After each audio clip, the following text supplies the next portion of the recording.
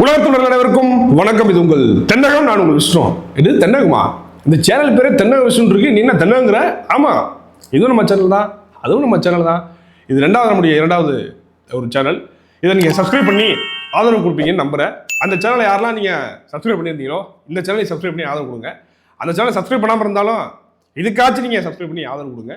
உங்களுடைய சப்ஸ்கிரைப் எங்களை வளர்த்தெடுக்கும். சரியா? வரக்கூடாது. சரி, விஷயத்துக்கு வரேன். அதாவது மூத்த பத்திரிகையாளர் நம்முடைய ஐயா ஏகலைவன் அவர்கள் ஒரு தவறான ஒரு செயலை செஞ்சிருக்காரு, ஒரு துரோக செயலை செஞ்சிருக்காரு, இனத்துரோகத்தை செஞ்சிருக்காரு அப்படிலாம் பேச நான் இங்கே வரல. சரி தானே? இதை பற்றி உங்களுக்கு எல்லாருக்குமே தெரியும். நம்ம உறவுகள்லாம் பேசுங்க என்னாச்சு அப்படின்னு சொல்லி கேட்டாங்க.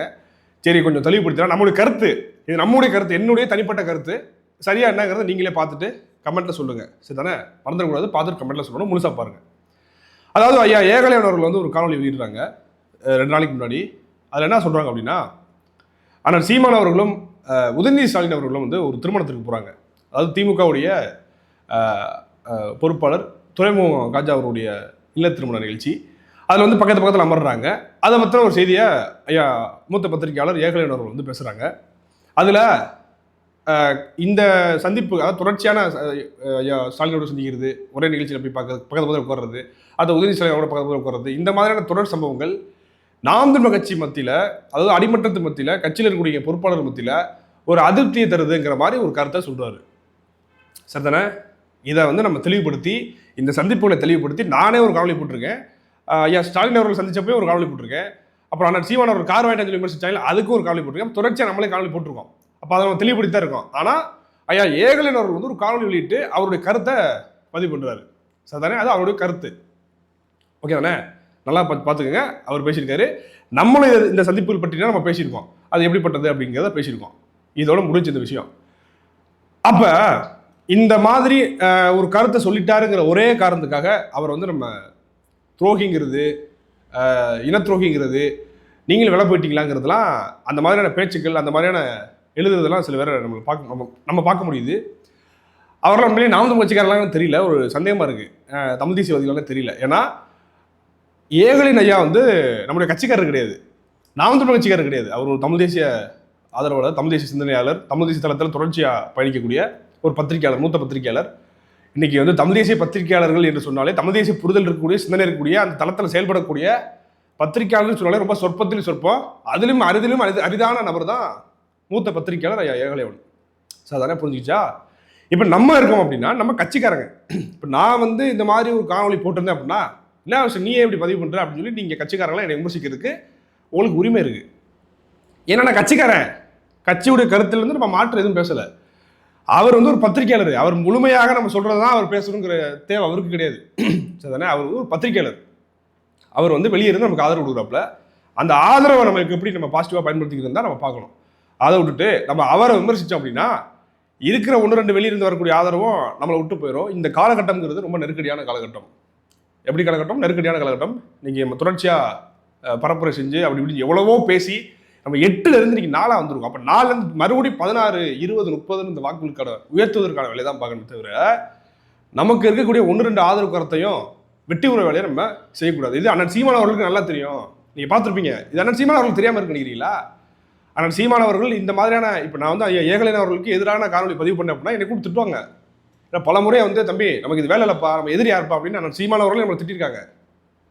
அதை கண்டிப்பாங்க, நெறிப்படுத்துவாங்க. இதுதான் செய்யணும், இந்த மாதிரி தான் பேசணும் அப்படின்னு அவருக்கு தெரியும். அண்ணனுக்கு தெரியாதா?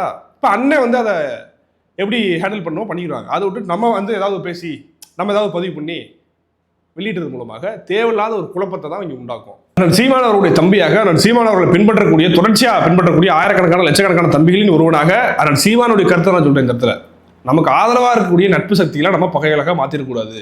உதாரணத்துக்கு நீங்கள் பாருங்கள், திருமாவர்கள் நம்ம அண்ணனை பற்றி, சீமானை பற்றி எதனா ஏதாவது சொன்னார் அப்படின்னா அண்ணன் எளிமையாக சூப்பராக ஹேண்டில் பண்ணுறது.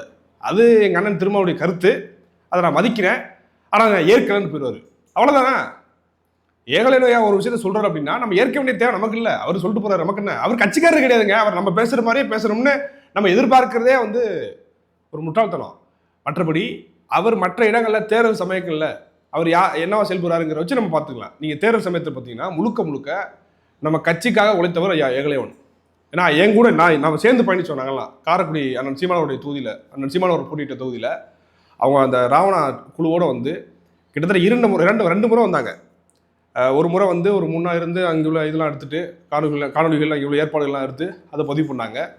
தொடர்ச்சியாக அதுக்கப்புறம் தேர்தல் நெருக்கத்தில் வந்து கடைசியாக ஒரு வாரம் முழுக்க அங்கே தான் இருந்தாங்க.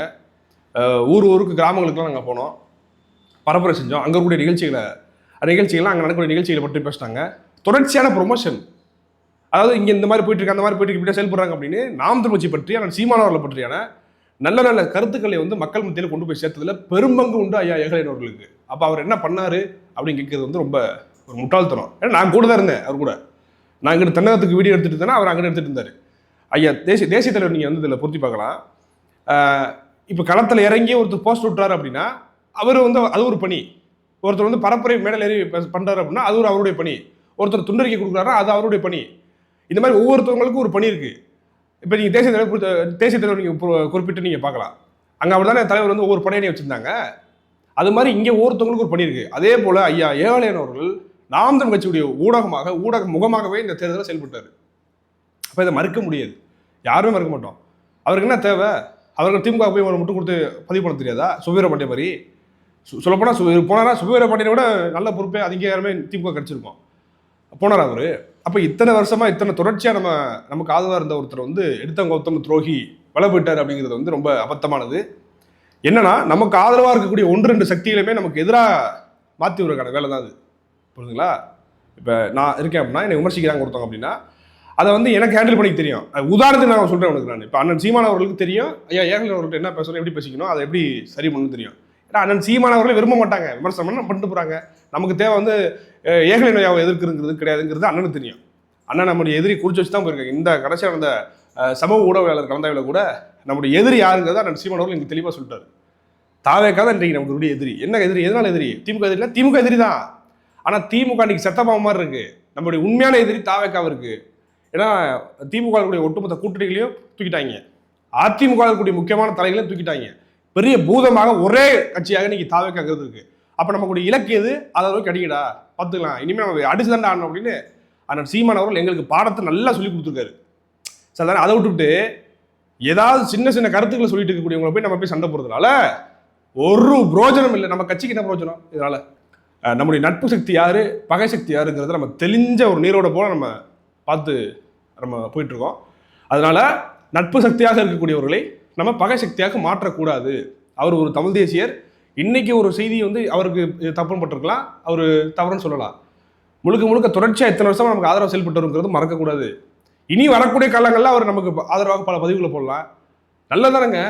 இன்னைக்கு சமூக உலகத்தில் வந்து நமக்கு நாம் தமிழ்ச்சிக்கு ஆதரவாக இருக்கக்கூடியவர்களே ரொம்ப குறைஞ்சிட்டாங்க. இப்போ நிறைய பேர் வளர்ச்சிட்டு இருந்தாங்க, பல பேர் இப்போ தாவேக்கா அப்படி இப்படி போயிட்டாங்க, பல பேர் திமுக சேர்ந்துட்டாங்க. அப்போ சோசியல் மீடியாவில் இயங்கக்கூடிய நபர்கள் ரொம்ப குறைவு. அவன் யூடியூப் தரத்தில் விரல விட்டு எண்ணிட முடியும், 10 பேர் இருக்காங்க அப்படின்னு சொல்லி எண்ணிட முடியும். அதில் ஒரு முக்கியமான ஊடகமாக இருக்கக்கூடிய ஐயா ஏகலைவன், அது மூத்த பத்திரிகையாளர், பல இடங்களில் வந்து நமக்கான கருத்தில் பரப்புரை செய்து பல விமர்சனங்களுக்கு வந்து பதிலடி கொடுத்து உடைச்சிருக்காரு. வெளிப்படையாக தெரியும் சார் தானே. அப்போ நமக்கு ஆதரவாக பல இடங்களில் வந்து நமக்கு நின்றவர். அவரை போய் நம்ம எடுத்தவங்க பேசி அவருடைய வயசு என்ன, அவரை மரியாதை இல்லாமல் பேசி அவருடைய அனுபவம், என்னுடைய வயசு தான் அவருடைய அனுபவம், ஊடகத்தில் அவருடைய அனுபவம். அப்போ இந்த காவலை பார்த்துக்கூடிய நம்ம உறவுகள் நம்முடைய எதிரி யாருங்கிறத குறித்து தான் நம்ம களத்தை நிற்கிறோம். அதை விட்டுட்டு நம்முடைய நட்பாக இருக்கக்கூடிய நட்பு சக்திகளை, நமக்கு ஆதரவாக இயங்கக்கூடியவர்களை, அவங்க வந்து 50 விழுக்காடு நமக்கு ஆதரவாக இருந்தாலே போதும். 100 விழுக்காடு ஆதரவு இருக்க வேண்டிய தேவை நமக்கு இல்லை. ஏன்னா நம்ம கட்சிக்காரன், அவங்க கட்சிக்காரன் கிடையாது. கட்சிக்காரனா இருந்தால் 100 விழுக்காடு எங்களுக்கு ஆதரவு இருக்குன்னு சொல்லலாம். அவங்க கட்சிக்காரன் கிடையாதுல்ல. அப்போ அப்படி இருக்கும்போது வெளியே இருக்கக்கூடியவர்கள், அங்குன்றோம் இங்குன்றோமா பேசக்கூடியவர்கள் நமக்கு யாராவது ஒரு இடத்துல இருந்து நமக்கு ஆதரவு கொடுத்தாலே நமக்கு பெரிய விஷயம் தான். இன்னைக்கு ஆதரவு கொடுக்குறங்கிறது இந்த மாதிரி வந்து நிற்கக்கூடியவங்களே சொற்பம் அப்படி நிற்கக்கூடியவர்களை நம்ம தள்ளி விட்டுறக்கூடாது. நம்ம நட்பாக இருக்கக்கூடியவர்களே பகையாக மாற்றிட்டு இப்போ என்னத்தை தான் பண்ண போகிறோம், எல்லாத்தையும் பகையாக மாற்றிட்டு என்ன செய்ய போகிறோம் அப்படிங்கிறத நம்ம உறவுகள்கிட்ட சொல்லி கொடுத்துட்டு கவலையை நம்ம நிறைவு செய்வோம். உறவுகளுக்கு புரியும்னு நம்புகிறேன். இனி வரக்கூடிய காலங்கிறது ரொம்ப நெருக்கடியான காலம். அதை நம்ம பார்த்து ரொம்ப கவனமாக செயல்படுறோம்.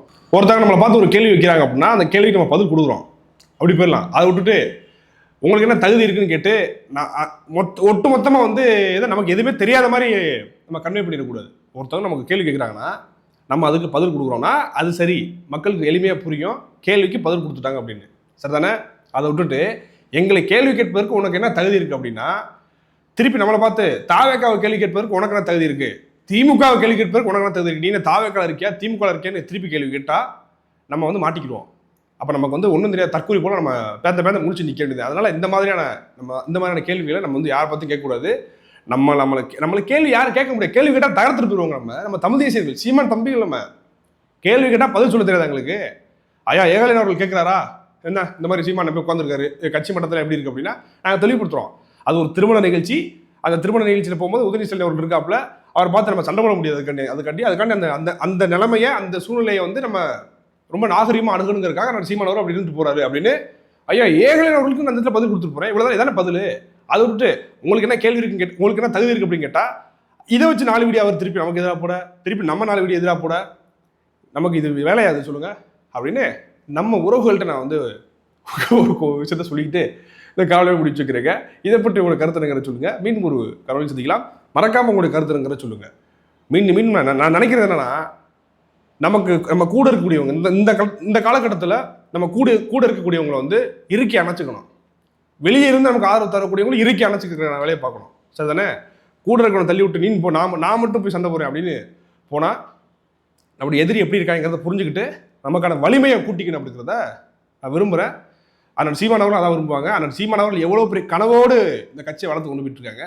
அதை சிதைக்கிறதுக்கான வேலையை நம்ம செய்யக்கூடாது அப்படின்னு பேர பசங்களா கேட்டுக்கிறேன்டா அப்படிங்கிற சொல்லி முடிச்சுருக்கேன். நன்றி, வணக்கம்.